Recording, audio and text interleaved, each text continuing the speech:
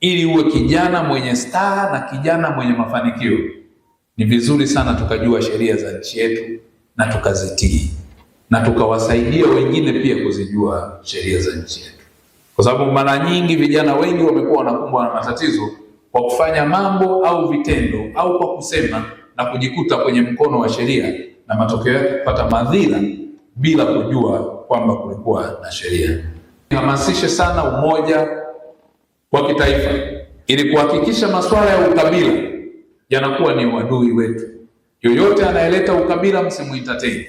Yoyote anayeleta masuala ya ubaguzi wa kidini tusikubaliane naye, na anayeleta siasa chochezi, siasa zinazohamasisha vurugu na maumivu, siasa zinazotubagua na kututenga, tusiwape nafasi. Lakini hivyo hivyo kutoa taarifa kwenye masuala yote yanayohusiana na uhalifu. Wahalifu ni ndugu zetu, wahalifu ni jirani zetu, wahalifu ni watu wanaotoka kwenye jamii zetu. Padri mmoja alikuwa anaitwa Yamora, wakati wa mauaji na persecution za Wajews kule Marekani, walifanya mambo ambayo kila mmoja alizani hayamuhusu, na yeye kwa sababu alikuwa kiongozi alisema hayamuhusu. Kwa akaona watu wanafanya mambo makubwa, wengine wanaumizwa, wengine wanagandamizwa, wanapata changamoto. Yeye kwa sababu alikuwa kiongozi wa dini alisema hayamuhusu. Kwa hiyo usiende kuona maovu na machafuko yanatokea na uasi dhidi ya nchi yako, dhidi ya taifa lako, ukanyamaza. Katika jambo la maadili, taifa na uzalendo liwe la kwetu sote, kwa sababu amani inatuhusu sote. Swala la elimu kwa jamii, nyinyi bahati nzuri mmepata bahati ya kuelimika. Nendeni mkatoe elimu hiyo na kuambia wengine na kuwakumbusha kwamba tunalo taifa letu moja, taifa Tanzania, mama yetu Tanzania, tuisimamie, kwa sababu kesho na kesho kutwa taifa letu likiteketea, likiangamia kwa sasa, tumekunyima nafasi ya wewe kuja kuwa waziri wa mambo ya ndani, naibu waziri wa mambo ya ndani. Tumemnyima Samia ambaye alikuwepo hapa, tumewanyima viongozi wengine wakubwa ambao leo mnanisikiliza. Ipo siku sisi tutakaa huko kuwasikilizeni. Matumizi sahihi ya mitandao ni yale yanayokujenga, yanayokuletea faida za kifedha, za kiuchumi, kujifunza, exposure na kukusaidia kukua kiuchumi. Mitandao itumike kukusaidia kujua taarifa za afya, ikusaidie kujua kuhusiana na namna mataifa mengine yanavyopiga hatua katika maendeleo. Mitandao ya kijamii itumie kama fursa.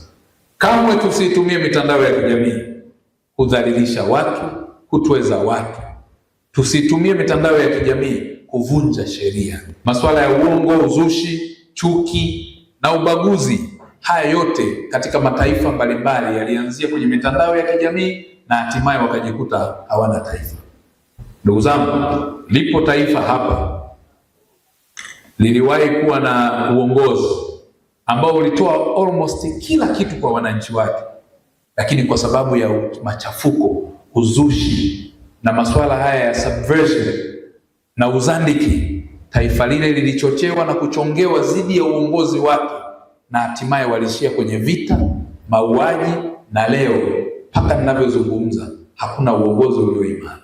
Haya tusiyaruhusu kwa taifa letu Tanzania. Amani ni gharama, na gharama ya amani ni kuwa mkweli na kuilinda. Tutoe taarifa popote pale tunapokuwa, zile zinazopelekea kwenye masuala ya uhalifu, ili uweze kudhibitiwa na jamii iweze kubaki salama zaidi. Kwenye mipaka yetu kuna uvamizi dhidi ya vijana wengine kutoka nje ya mipaka yetu. Kuna uvamizi unaweza ukatumika dhidi ya watu ambao wameshaingia ndani ya mipaka yetu, na tuna uvamizi wa kulinda mipaka yetu dhidi ya sisi wenyewe wa Tanzania, na wakatumia vibaya mipaka yetu kuruhusu wageni ambao wanaweza wakaleta madhara zaidi. Kwa haya yote lazima tuyaangalie, lakini pia tujitahidi kutatua migogoro yetu ya kijamii, migogoro dhidi ya uongozi, migogoro baina yetu wenyewe, na lolote lile linalotokea tuitatue kwa njia ya amani na haki na kwa njia ya mazungumzo. Ili kwa njia hii tutazidi kuweka swala la amani na usalama tunaozungumza, kwa sababu hakuna kitu kingine chochote. Hata vita ziwe imara vipi, mmeona kuna vita ambayo ni maarufu naweza kuisema, vita ya Ukraine na Urusi. Uongo kweli?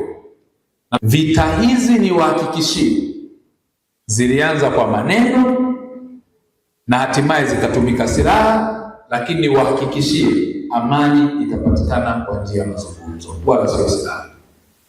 Kwa hiyo ndugu zangu, ni wasihi na kuwaomba sana, tusipokuwa na amani, pasipokuwa na usalama, hakuna jukumu lolote, liwe la kujifunza la elimu halitafanyika, liwe jukumu la kufanya shughuli za afya halitafanyika, iwe jukumu la kiuchumi na maendeleo hayawezi kufanyika bila amani na maendeleo.